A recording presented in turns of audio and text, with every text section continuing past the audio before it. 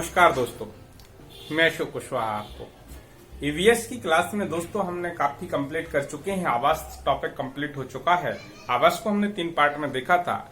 उसी कड़ी में दोस्तों अगला टॉपिक स्टार्ट करने जा रहा हूं मैं, प्राकृतिक संसाधन। तो दोस्तों इस टॉपिक को विशेष रूप से समझना है और ये लगभग आपका एनवायरमेंट का 25 से 30% और 40% तक का सिलेबस कवर करेगा दोस्तों, क्योंकि ये टॉपिक ऐसा है कि यहाँ पर बहुत सी सारी चीजें इसमें समाहित रहेंगी। कि जैसे बात आती है प्राकृतिक संसाधन, और प्राकृतिक संसाधन में बहुत सारी चीजें, लगभग हमारा एनवायरमेंट का आधा टॉपिक इसमें समाहित होता है। अब मैं जैसे नॉर्मल बात करूं कि प्राकृतिक संसाधन में आपको हर टॉपिक को लेकर चलना है दोस्तों। जैसे इसमें मैं बता रहा हूं वन संसाधन भी पढ़ेंगे, वन संसाधन के बाद आप मृदा संसाधन भी पढ़ेंगे दोस्तों। प्राकृतिक संसाधन के अंतर्गत ही जल संसाधन भी पढ़ेंगे दोस्तों, खनिज संसाधन भी पढ़ेंगे। क्या पढ़ेंगे दोस्तों? ये टॉपिक थोड़ा गौर से समझिए दोस्तों इस टॉपिक को, और इस टॉपिक को कोई मिस नहीं करेगा। इसी से पूरी इस टॉपिक के आगे की रूपरेखा तैयार होगी। अब वन संसाधन भी छोटा नहीं है दोस्तों। वन संसाधन में सबसे पहले तो हम इसमें पढ़ेंगे कि वन क्या है। वन के बाद वन रिपोर्टों के बारे में पढ़ेंगे दोस्तों। वन रिपोर्ट के बारे में पूरा वन की स्थिति भारत में क्या रहेगी दोस्तों, और तुलनात्मक अध्ययन करेंगे हम मध्य प्रदेश का थोड़ा। क्लियर दोस्तों? इसके बाद इसी में हम करेंगे वनोन्मूलन और वन संरक्षण की भी बात करेंगे दोस्तों। और वन संरक्षण के साथ ही यहाँ पर जोड़ेंगे दोस्तों वन संरक्षण के लिए क्या क्या प्रयास किए जा रहे हैं, कौन कौन से अधिनियम है दोस्तों। तो पूरे अधिनियम की एक क्लास रहेगी दोस्तों। वन अधिनियम कौन कौन से लाए गए हैं भारत में और क्या क्या उनकी उपयोगिता है दोस्तों। वन अधिनियम के साथ ही दोस्तों यहीं से फिर बायोडायवर्सिटी का टॉपिक रहेगा दोस्तों, जैव विविधता। और जैव विविधता के अंतर्गत भी दोस्तों हम देखेंगे कि भारत में क्या क्या कंडीशन है और इसके लिए कौन कौन सी परियोजनाएं संचालित की जा रही हैं दोस्तों। तो इस प्रकार से हम वनों के बारे में डिटेल पर चर्चा करेंगे दोस्तों। इसके बाद बात आती है दोस्तों मृदा की। तो मृदा के बारे में भी मैं बात करूंगा, और मृदा संसाधन अर्थात मृदा क्या है, मृदा की उपयोगिता क्या है। और दोस्तों ये एक दूसरे, क्योंकि मृदा के बाद ही तो वन होंगे, और वन होगा तो वनस्पति होगा, मृदा पर ही दोस्तों फसलों से टॉपिक है दोस्तों। ये टॉपिक भी आपके पेपर में दिया गया है। जो आपकी 5वीं 6वीं यूनिट देखेंगे दोस्तों, तो ये दोनों टॉपिक कहीं ना कहीं एक दूसरे में दिए गए हैं दोस्तों। और फर्स्ट यूनिट में भी इसका उल्लेख है दोस्तों। 3 यूनिटों को मिलाकर एक टोटल टॉपिक रहेगा दोस्तों। क्लियर हुआ? तो मृदा क्या है, मृदा संसाधन, भारत में मिट्टियों के प्रकार क्या रहेंगे दोस्तों। भारत में मिट्टियों के प्रकार के बाद मध्य प्रदेश की मिट्टी के बारे में भी थोड़ा चर्चा करेंगे दोस्तों।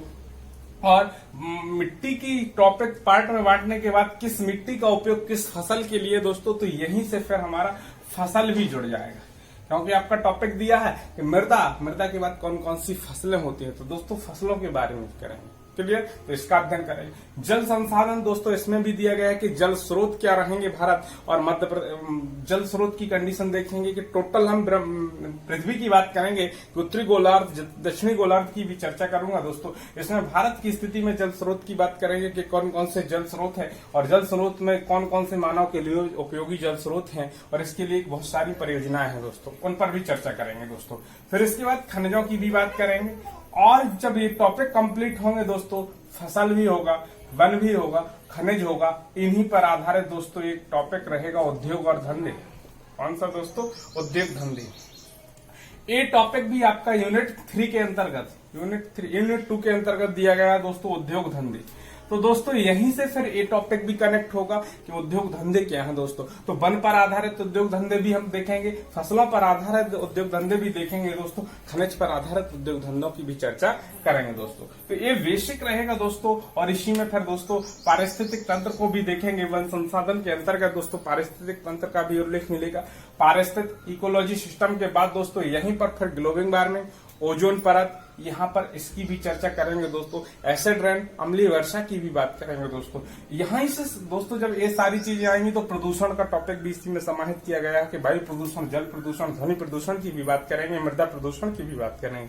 क्लियर हुआ दोस्तों? तो इस टॉपिक को अब स्टार्ट करेंगे कि प्राकृतिक संसाधन आखिर है क्या चीज, कैसे इस चीज का उपयोग हम करते हैं दैनिक उपयोग। तो दोस्तों जैसे कि मैं बता दूं कि हमारे पर्यावरण में उपलब्ध प्रत्येक वस्तु हमारी आवश्यकताओं की पूर्ति करती है दोस्तों, याद रखना। अब बात आती है प्राकृतिक संसाधन क्या है। तो हमारे पर्यावरण में किसकी बात कर रहे हैं दोस्तों? पर्यावरण। तो हमारे पर्यावरण में जो भी वस्तु है दोस्तों, याद रखना कि प्रत्येक वस्तु हमारी आवश्यकताओं की पूर्ति करती है, और जो पूर्ति करती है जिसको बनाने के लिए, एक चीज याद रखना कि हमारे पर्यावरण में उपलब्ध प्रत्येक वस्तु के द्वारा हमारी उपयोगिता सुनिश्चित की जाती है, हमारी आवश्यकताओं को पूरा किया जाता है। तो प्रत्येक वस्तु के द्वारा हमारी आवश्यकताओं की पूर्ति की जाती है, हमारी आवश्यकताओं की पूर्ति की जाती है। क्लियर हुआ? और जब पूर्ति की जाएगी तो इसके लिए किसी न किसी किस माध्यम से करते हैं, तो इसके लिए टेक्नोलॉजी की अर्थात प्रौद्योगिकी के द्वारा। किसके द्वारा करेंगे? क्योंकि दोस्तों प्रकृति से हमें रॉ मटेरियल मिलेगा, और रॉ मटेरियल को हमें उपयोगी मटेरियल के रूप में बनाना पड़ेगा, तो उसके लिए प्रौद्योगिकी अर्थात टेक्नोलॉजी की भी आवश्यकता पड़ेगी। किसके उपयोग? तो प्रौद्योगिकी के माध्यम से। किसके माध्यम से दोस्तों?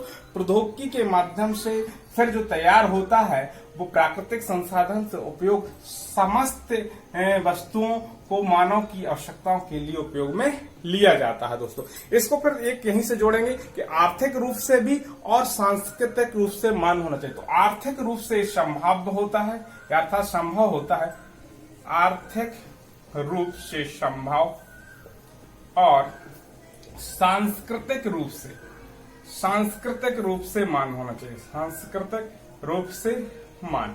इस प्रकार से इसको हम परिभाषित कर सकते हैं कि संसाधन वह होते हैं जो हमारे पर्यावरण में उपलब्ध हमारी वस्तुओं की आवश्यकता, जो हमारे प्रत्येक वस्तु हमारी आवश्यकताओं की पूर्ति करती है, और पूर्ति करने के लिए जिसको बनाने के लिए हमें टेक्नोलॉजी की आवश्यकता होती है दोस्तों, और टेक्नोलॉजी की आवश्यकता भी हम करते हैं, तो इसके द्वारा हमें आर्थिक स्थिति अर्थात आर्थिक रूप से भी हम संभव होते, और सांस्कृतिक रूप से भी इसको मान होना चाहिए। इसे हम संसाधन कहते हैं। क्या कहते हैं दोस्तों? संसाधन कहते हैं। अब दोस्तों इस संसाधन के बारे में थोड़ा और बेसिक चर्चा करूंगा कि जैसे अब संसाधन है तो संसाधन अंग्रेजी के किस शब्द से लिया गया है दोस्तों? अंग्रेजी के रिसोर्स से लिया गया है दोस्तों। इस चीज को समझना है कि अंग्रेजी के रिसोर्स से लिया गया है, और रिसोर्स दो शब्दों से मिलकर बना है। कितने शब्दों से बना है दोस्तों? दो शब्दों से, री प्लस सोर्स। देखिए दोस्तों, री अर्थात पुनः या दीर्घ अवधि होता है। यदि आ जाए कि री का अर्थ क्या होता है दोस्तों, तो पुनः या दीर्घ अवधि। अभी बता रहा हूं दोस्तों, पुनः या दीर्घ अवधि इसके बारे में होता है। सोर्स क्या होता है? इसका मतलब सोर्स मतलब साधन या उपाय होता है। क्या होता है दोस्तों? साधन या उपाय। इस चीज को समझना, इससे भी परिभाषा बनेगी दोस्तों। ये तो मैंने बताया था कि हमारे पर्यावरण में उपलब्ध प्रत्येक वस्तु जो हमारी आवश्यकताओं को पूरा करती है और उसके लिए एक प्रौद्योगिकी का उपयोग करते हैं, और उसके अंतर्गत जो हमारे आर्थिक और सांस्कृतिक रूप से मान हो, उसे हम संसाधन कहते थे दोस्तों। इसके बाद यदि बात आती है इस रूप में, तो अंग्रेजी के रिसोर्स शब्द को दो भागों में बांटा गया है। रिसोर्स दो चीजों से मिलकर बना है, अर्थात री प्लस सोर्स। री का अर्थ होता है पुनः या दीर्घ अवधि, और सोर्स का मतलब होता है साधन और उपाय। अर्थात इसको हम कह सकते हैं कि प्रकृति से प्राप्त वे साधन। दोस्तों याद रखना कि प्रकृति से प्राप्त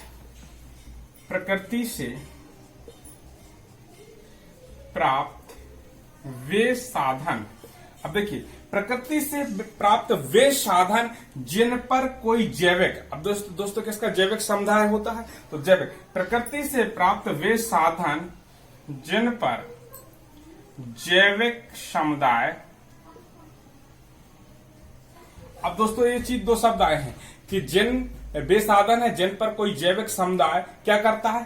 दीर्घ अवधि तक अर्थात पुनः दीर्घ अवधि तक निर्भर रह सके, या उनका पुनः निर्माण कर उपयोग में ले सके, उसे हम दोस्तों क्या कहते हैं? संसाधन कहते हैं। तो देखिए, प्रकृति से प्राप्त वे साधन जिन पर जैविक समुदाय दीर्घ अवधि तक, दोस्तों याद रखना है, दीर्घ अवधि तक जिनका उपयोग कर सके, उसे दोस्तों क्या कहते हैं? संसाधन अर्थात साधन कहते हैं। क्लियर हुआ दोस्तों? तो इसे संसाधन के रूप में परिभाषित किया गया।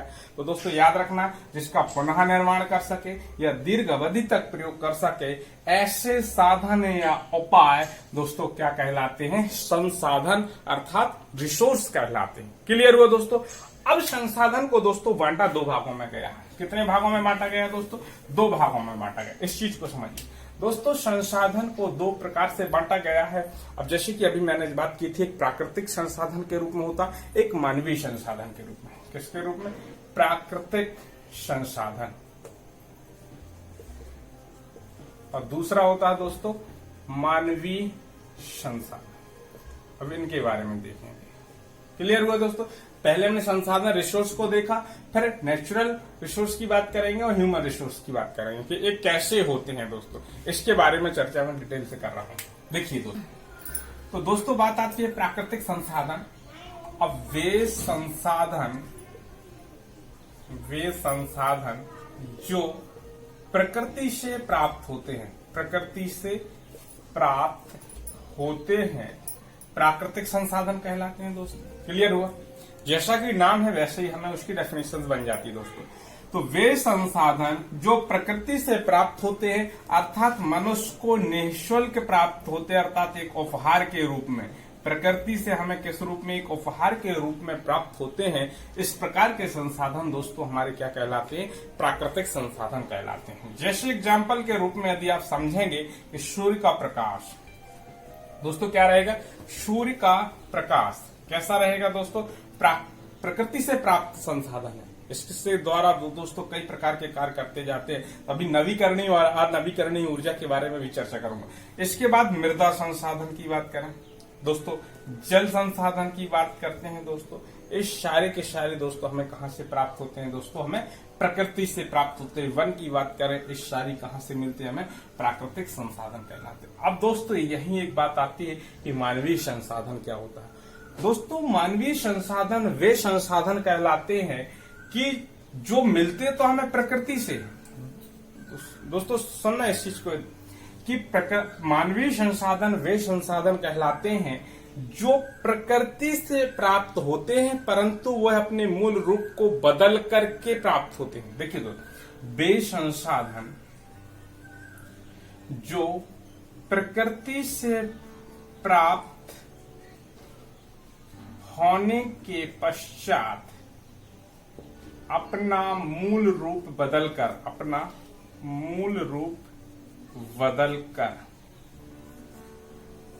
प्राप्त होते हैं, वह संसाधन दोस्तों क्या कहलाएंगे? मानवीय संसाधन। अब जैसे बात करते हैं दोस्तों, हम प्रकृति को बदलकर सड़क का भी निर्माण करते हैं, रेलवे पुल का भी निर्माण करते हैं दोस्तों, या बहुत सारी विद्युत परियोजनाओं का निर्माण करते हैं दोस्तों, बहुत सारे डैमों का निर्माण करते हैं। तो दोस्तों ये प्रकृति से प्राप्त होते हैं, लेकिन इनको हम बदल दिया है दोस्तों। तो एक इस प्रकार के संसाधन कहलाए हैं दोस्तों मानवीय संसाधन कहलाए हैं। जैसे सड़क, रेल, पुल, इस प्रकार के जितने भी संसाधन दोस्तों किसके अंतर्गत आएंगे? मानवीय संसाधन के अंतर्गत लिए जाएंगे। क्लियर हुआ दोस्तों? ये तो ही बात दोस्तों दो पार्ट में बांटा है मुख्य रूप से संसाधनों को। दोस्तों इस प्राकृतिक संसाधन को भी कई रूपों में बांटा गया है। जैसे मैं विकास के आधार पर बात करूं कि विकास के आधार पर बांटा गया है, तो विकास के आधार पर दोस्तों दो भागों में बांटा गया मुख्य रूप से, और वैसे कुछ किताब तीन भागों में भी। जैसे एक वास्तविक संसाधन के रूप में होती है, एक संभाव्य संसाधन होता है, तीसरा विकसित संसाधन होता है। देखिए दोस्तों इसको थोड़ा एक डायग्राम से समझेंगे दोस्तों कि विकास के आधार पर। देखिए दोस्तों, विकास के आधार पर, फिर विकास की सततता के आधार पर, मतलब उपयोग की सततता, उपयोग की सततता के आधार पर। दूसरी चीज ये भी आपसे पेपर में पूछी है, वितरण के आधार पर भी पूछी जाती है। किसके आधार पर? वितरण के आधार पर। दोस्तों समझना है। तो तीसरी चीज विकास के आधार पर, उपयोग की सततता के आधार पर, वितरण के आधार पर, फिर स्वामित्व के आधार पर बात कही जाएगी। किसके आधार पर दोस्तों? स्वामित्व के आधार पर दोस्तों। तो चौथा हुआ स्वामित्व के आधार पर। फिर एक होता है उत्पत्ति के आधार पर, प्राकृतिक उत्पत्ति के आधार पर। देखिए दोस्तों इनके डिफाइन कर। अब कितने कितने प्रकार से इसको बांटा गया है, तो दोस्तों इसका देखिए दोस्तों, पहले 3 प्रकार से बांटा गया। यदि आपसे सीधा पूछ लिया जाए कि प्राकृतिक संसाधन और विकास के आधार पर जो संसाधन बांटे गए हैं दोस्तों, वो कितने प्रकार से बांटे गए हैं? 3 प्रकार से।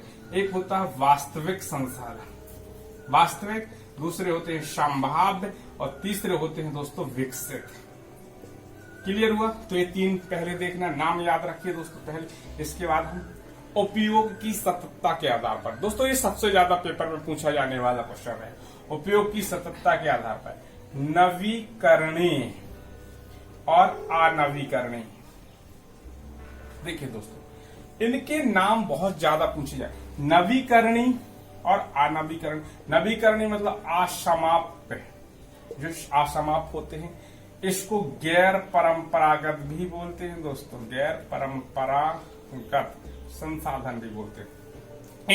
अब अनवीकरण की बात, जिसको, ये तो जानते हैं दोस्तों, नवीकरण जिसको पुनः प्राप्त किया जा सके, अनवीकरण जिनका एक बार उपयोग करने के बाद उनको प्राप्त न किया जा सके, अर्थात अनवीकरण को समाप्त संसाधन के रूप में भी जाना जाता है। किस रूप से दोस्तों जाना जाता है? समाप्त संसाधन के रूप। इसके बाद यहाँ गैर परंपरागत, तो परंपरागत संसाधन के रूप में होता है। तो दोस्तों परंपरागत और गैर परंपरागत में भी कंफ्यूजन होना। परंपरागत क्या कहलाते हैं?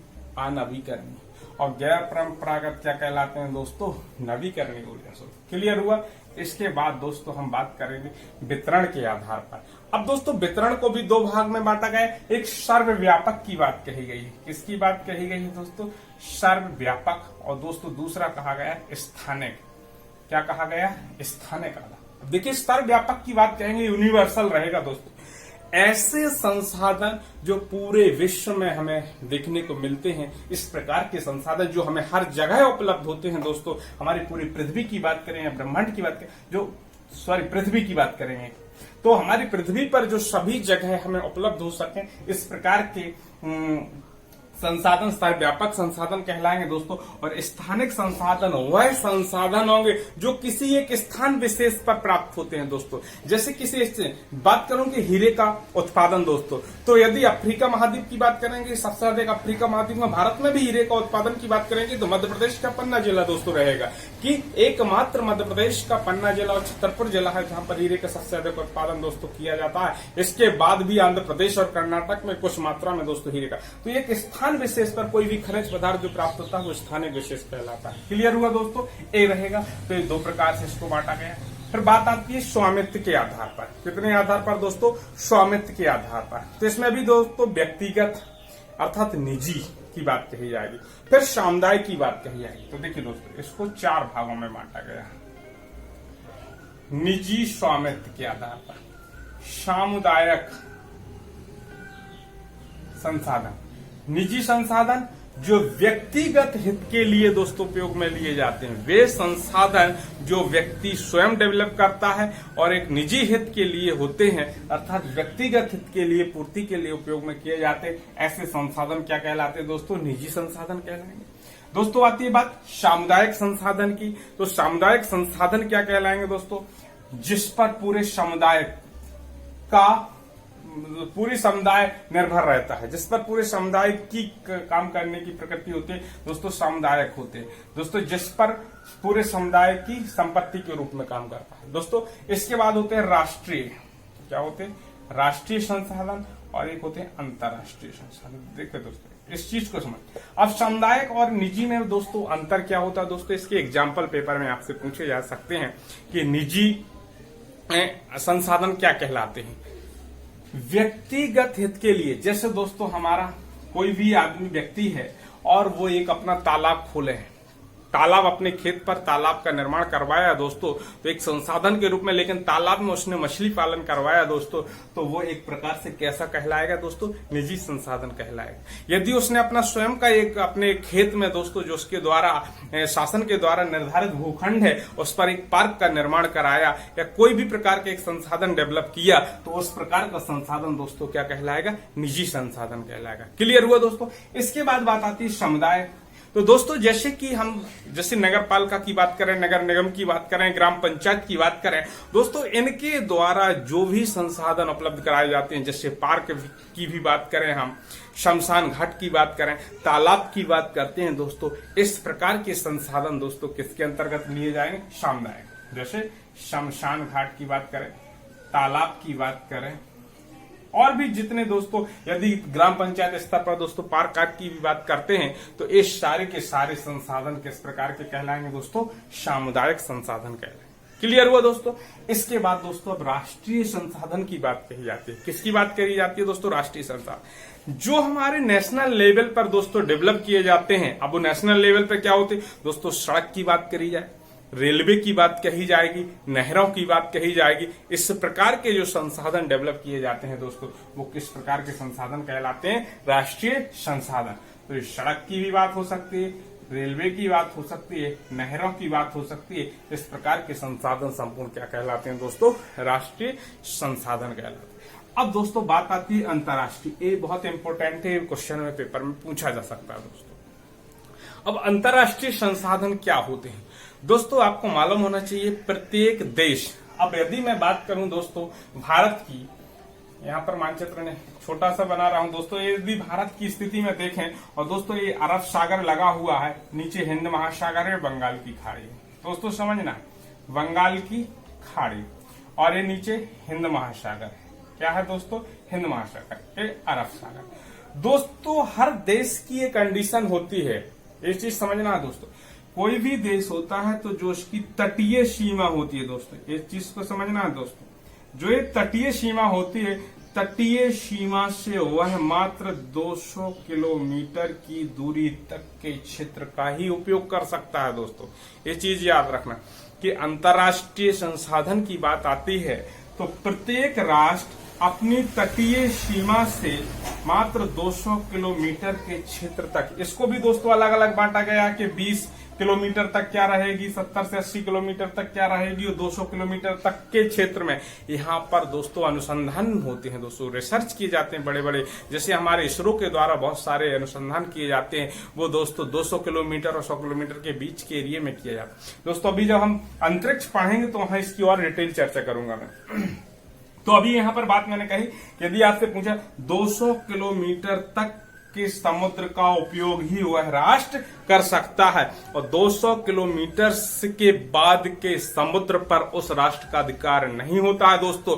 उसके लिए हमें किसके द्वारा? जो अंतर्राष्ट्रीय संस्थाएं होती हैं दोस्तों, अब इस चीज को समझना, जो अंतर्राष्ट्रीय संस्थाएं होती हैं और अंतर्राष्ट्रीय संस्थाओं से अनुमति लेनी पड़ती है दोस्तों, जिसके लिए हमारे संयुक्त राष्ट्र संघ है, विश्व लेवल पर बहुत सारी संस्थाएं होती हैं, उनकी अनुमति के बाद ही दोस्तों हम 200 किलोमीटर के बाद के एरिया का उपयोग कर सकते हैं। इसलिए इस प्रकार के संसाधन को क्या किया गया है? अंतर्राष्ट्रीय संसाधन के रूप में जाना जाता है। क्लियर हुआ दोस्तों?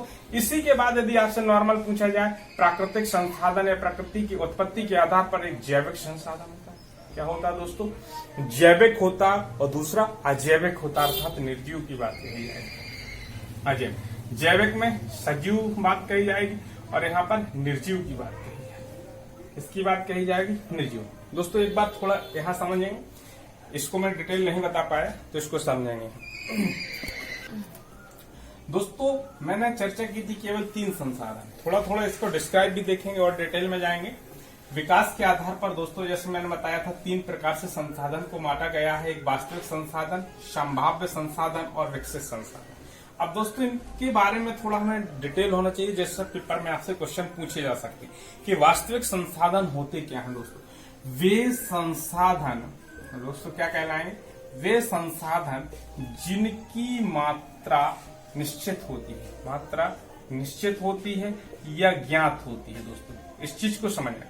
वे संसाधन जिनकी मात्रा निश्चित होती है अर्थात ज्ञात होती है, और जिनका उपयोग किया जा रहा है, जिनका उपयोग किया जा रहा है, उपयोग किया जा रहा है, वह संसाधन दोस्तों क्या कहलाएंगे? वास्तविक संसाधन कहलाएंगे। क्लियर हुआ दोस्तों? अब इसमें संभाव्य संसाधन की बात करेंगे। वे संसाधन जिनकी मात्रा ज्ञात नहीं होती है दोस्तों, समझना है डेफिनेशन। वे संसाधन जिनकी मात्रा ज्ञात होती है अर्थात निश्चित होती है उसको तो हम वास्तविक संसाधन कहेंगे, क्योंकि इसका उपयोग हम कर रहे हैं।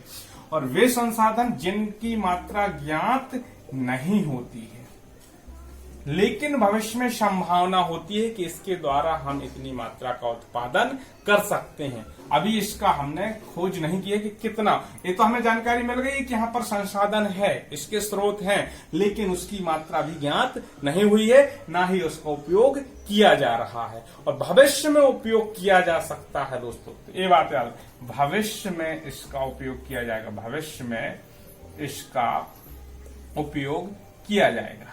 क्लियर दोस्तों, तो ये 2 शब्द याद रखना, इसकी मात्रा ज्ञात होती है, उपयोग किया जा रहा है, परंतु संभाव्य संसाधन वे संसाधन होते हैं जिनकी मात्रा ज्ञात नहीं होती है परंतु स्रोत संभव होते हैं, अर्थात है यहाँ पर, लेकिन भविष्य में इसका उपयोग किया जा सकता है। जैसे दोस्तों पवन ऊर्जा की बात करते हैं तो इस प्रकार की ऊर्जाओं को पहले भविष्य में सोचा गया था कि ऐसा होगा, लेकिन वर्तमान में उसका उपयोग किया जा रहा है। इसी प्रकार से ऐसे कई स्रोत होते हैं कि जिनका हम भविष्य में उपयोग कर सकते हैं कि वहां पर हम जानकारी। फिर तीसरी बात आती है विकसित संसाधन। किसकी बात कही जाती है दोस्तों?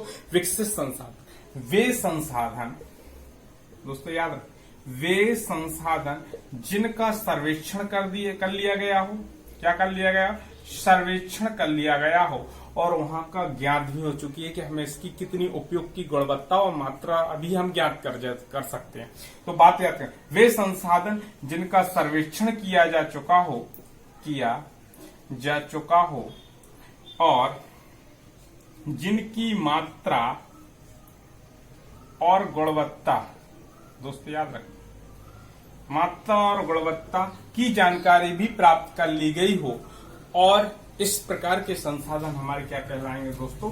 विकसित संसाधन, क्योंकि इसमें हमने टेक्नोलॉजी भी उपयोग की और उसका सर्वेक्षण भी कर चुके हैं और इसका उपयोग भी यहाँ पर भी हम कर रहे हैं दोस्तों। इस प्रकार जो विकसित बात होती है कि यहाँ पर तो हम संसाधन उपयोग कर सकते हैं रॉ मटेरियल, लेकिन यहाँ पर हम सर्वेक्षण भी कर रहे हैं, उसकी मात्रा और गुणवत्ता, उसकी क्वालिटी, सारी चीजों का निर्धारण कर चुके हैं दोस्तों। तो इस प्रकार के संसाधन क्या कहलाते हैं दोस्तों? विकसित संसाधन कहलाते हैं, अर्थात इसमें हमने टेक्नोलॉजी का भी उपयोग कर लिया है। क्लियर हुआ दोस्तों? तो इस प्रकार से 3 भागों में बांटा गया। अब इसके बाद दोस्तों बात आती है उपयोग की सततता के आधार पर। किसके आधार पर? तो इसको भी हमने 2 भागों में बांटा गया था दोस्तों, नवीकरणीय और अनवीकरणीय। देखिए दोस्तों, तो इसको मैंने बताया था कि गैर परंपरागत, क्या कहा था? गैर परंपरागत, या इसको असमाप्त भी बोलते हैं, असमाप्त। दोस्तों असमाप्त संसाधन के रूप में किसे जाना जाता? नवीकरणीय संसाधन या गैर परंपरागत। वे संसाधन जिनका एक बार उपयोग करने के बाद भी पुनः उपयोग, एक बार उपयोग करने के बाद भी पुनः उपयोग किया जा सकता है, पुनः उपयोग किया जाता है। इस प्रकार के संसाधन दोस्तों कौन से कहलाते हैं? हमारे नवीकरणीय, गैर परंपरागत, असमाप्त संसाधन, आता है इसको पुनः पूर्ति योग्य भी कहते हैं, पुनः पूर्ति योग्य संसाधन की भी बात करते हैं। क्लियर हुआ? तो इतने नामों से आपको याद रखना, नवीकरणीय के रूप में आ जाए, गैर परंपरागत के रूप में आ जाए, असमाप्त संसाधन के रूप में भी आ जाए, या पुनः पूर्ति योग्य संसाधन के रूप में भी बात करें। अब एक होते कौन कौन से हैं दोस्तों, इसके बारे में दोस्तों पूछा जा सकता है। जैसे सौर ऊर्जा, तो सौर ऊर्जा ऐसी होती है दोस्तों जो समाप्त नहीं हो सकती है, कंटिन्यू हमें। तो पवन ऊर्जा, जल ऊर्जा दोस्तों, सौर ऊर्जा, पवन ऊर्जा, जल ऊर्जा, भूतापीय ऊर्जा, इस प्रकार की सारी ऊर्जाएं दोस्तों क्या कहलाती हैं? गैर परंपरागत ऊर्जा, अर्थात इनको हम दोबारा प्राप्त कर सकते हैं या नवीकरणीय ऊर्जा स्रोत। अब दोस्तों इसमें बात आ जाए अनवीकरणीय, तो अनवीकरणीय को दोस्तों मैंने क्या कहा था? समाप्त ऊर्जा के रूप में भी जाना जाए, समाप्त संसाधन के। अब यहाँ पर फिर परंपरागत की भी बात करी जाएगी, परंपरागत संसाधन ऐसे संसाधन जिनका एक बार उपयोग करने के पश्चात पुनः प्राप्त नहीं किया जा सकता, पुनः प्राप्त नहीं किया जा सकता है दोस्तों, वो संसाधन क्या कहलाते हैं? अनवीकरणीय अर्थात समाप्त संसाधन कहलाते हैं, परंपरागत संसाधन भी कहलाते हैं दोस्तों। क्लियर हुआ। अब इसके अंतर्गत कौन कहलाते हैं दोस्तों, ये भी आपको याद होना चाहिए।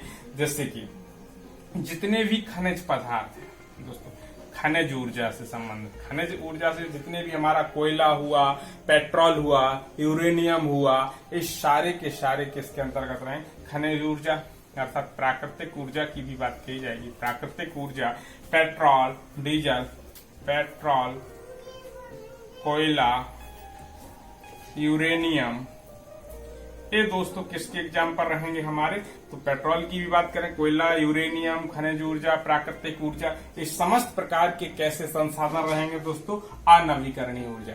क्लियर हुआ दोस्तों। तो ये तो हुई थी वितरण के आधार पर दोस्तों मैं बता चुका हूं सर्वव्यापक और स्थानिक। सर्वव्यापक में मैंने बात की थी, जैसे वायु की बात करें दोस्तों, किसकी बात करें दोस्तों, वायु। क्लियर हुआ। इसको दो भागों में बांटा गया था, सर्वव्यापक और स्थानिक। सर्वव्यापक में ऐसी चीज होती है जो पृथ्वी पर हर जगह हमें संभव हो, जहां प्राप्त हो सकती है, तो वायु को हम लेते हैं। कौन सी दोस्तों, वायु। वायु हमें हर जगह प्राप्त होगी, तो ये किस प्रकार का संसाधन कहलाएगा दोस्तों, सर्वव्यापक संसाधन कहलाएगा। और स्थानिक संसाधन के रूप में जैसे हम कोई खनिज पदार्थ की बात करें, लोहा की बात करें, हीरा की बात करें, यूरेनियम की बात करें दोस्तों, जितने भी खनिज पदार्थ होंगे इस प्रकार के दोस्तों स्थानिक के अंतर्गत आए। स्वामित्व के आधार पर दोस्तों मैं डिटेल चर्चा कर चुका हूं। इसके बाद बात आती है प्राकृतिक उत्पत्ति के आधार पर दोस्तों। प्राकृतिक उत्पत्ति के आधार पर भी दोस्तों दो भागों में बांटा गया है, एक जैविक संसाधन के रूप में बांटा गया, दूसरा अजैविक संसाधन के रूप में बांटा गया। कितने रूप में, जैविक और अजैविक। दोस्तों इसके बारे में भी आप देख सकते हैं कि जैविक संसाधन, अब दोस्तों जैविक मतलब जीवमंडल की बात करेंगे, तो जीवमंडल में देखिए दोस्तों जैविक संसाधन, तो दो संसाधन होते हैं, एक जैविक संसाधन और अजैविक संसाधन। और जीवमंडल में एक निश्चित जीवन चक्र होता है दोस्तों, ऐसे जिनका एक जीवमंडल में एक निश्चित जीवन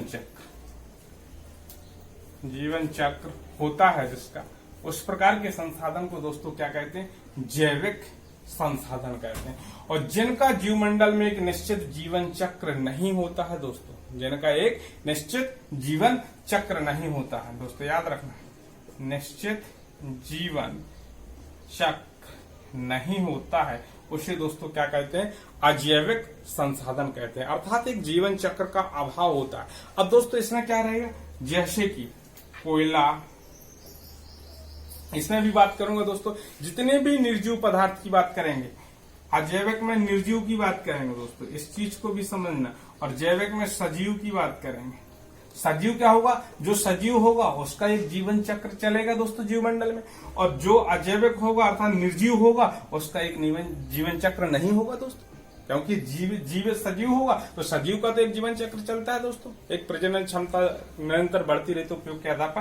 तो जैसे कोयला, लोहा, जितने भी खनिज पदार्थ हैं वो सारे के सारे दोस्तों किसके अंतर्गत, खनिज की बात करेंगे दोस्तों, तो ये किसके अंतर्गत आएंगे, सोना चांदी, ये सारे आपके अजैविक के अंदर। अब दोस्तों जैविक की बात की, जीवमंडल में एक निश्चित जीवन चक्र होता है। जैसे वनस्पति की बात करें, मनुष्य की बात करें दोस्तों, इस सारे के सारे किसके अंतर्गत आते हैं, तो मनुष्य, और इसके बाद हम समस्त जीव जंतु जो भी जीव जंतु एक किसके अंतर्गत रहेगा, सजीव के अंतर्गत। अब दोस्तों यदि जैविक को भी दो भागों में बांटा गया है, यदि आपसे क्वेश्चन पूछ लिया जाए, एक चल जैविक होता है, कौन सा दोस्तों, चल जैविक, और एक होता है अचल जैविक। क्या होता है, अचल। चल और अचल को तो दोस्तों आप लोग भली बात समझते होंगे, चल जैविक और अचल जैविक। जो जैविक अर्थात जो सजीव चलते हैं, अर्थात चल सकते हैं, स्थानांतरण किया जा सकता है, जो केवल स्थिर होते हैं, अटल होते हैं, जो एक स्थान से दूसरे स्थान पर जिनको नहीं ले लाया जा सकता है, तो उस प्रकार के अचल जैविक होते हैं। इसमें जो भी दोस्तों वनस्पति रहेंगी वो किसके एग्जाम पर रहेंगे दोस्तों, अचल जैविक की, क्योंकि यदि पेड़ को लगाया है तो दोस्तों वो एक स्थान पर निश्चित रहेगा दोस्तों, उसका चलना संभव नहीं होता है। तो दोस्तों अचल जैविक के अंतर्गत स्थिर वनस्पति होती है। यदि आपसे पूछा जाए कि स्थिर वनस्पति क्या कहलाती है दोस्तों, अचल जैविक। और जो क्या होते हैं दोस्तों, गतिमान होते हैं, क्या होते हैं, गतिशील होते हैं। इस प्रकार के जैविक को क्या होते हैं, जो गतिशील होते हैं, गतिशील होते हैं, जैसे कि मनुष्य होगा, और जो प्राणी जगत है, जंतु जगत है दोस्तों, वो आपका चल जैविक के अंतर्गत लिया जाएगा। क्लियर हुआ दोस्तों? तो इस प्रकार से हम प्राकृतिक उत्पत्ति के आधार पर भी इसको बांट सकते हैं। क्लियर हुआ दोस्तों? तो इस प्रकार से हमने देखा प्राकृतिक संसाधन। तो दोस्तों ये हुआ क्लासिफिकेशन आज की प्राकृतिक संसाधन है क्या चीज, इसके बारे में, इनके उपयोगिता क्या, इनके आधार पर वर्गीकरण कर दिया गया दोस्तों। ये भी आपको याद रखना। इसके अंदर से डीप से जो क्वेश्चन मैंने बताए ये भी बन सकते हैं। इसके ऑब्जेक्टिव आप दोस्तों हल किया करें। यदि ऑब्जेक्टिव में कोई समस्या आती है दोस्तों, इस प्रकार के जो क्वेश्चन मैंने बताए हैं कि यहाँ से तो इस प्रकार से ऑप्शन मिलेंगे आपको, तो दोस्तों उनको हल करिए। हल करने के बाद जो समस्याएं जाती हैं आप कमेंट्स बॉक्स में जरूर लिखिए। लेकिन दोस्तों आप लाइक और सब्सक्राइब जरूर करिए दोस्तों, और वीडियो में कमेंट्स जरूर कीजिए, क्योंकि क्लियर तभी पता चलेगा कि आपको पढ़ने में मजा आ रहा है या नहीं आ रहा है दोस्तों। इसलिए आप कमेंट्स जरूर करिए, वीडियो को लाइक और सब्सक्राइब जरूर करें दोस्तों। अगला वीडियो दोस्तों रहेगा 1 का, और वो वीडियो मिस नहीं करना दोस्तों। 1 की डिटेल चर्चा करूंगा दोस्तों अगले वीडियो में। Thanks friends.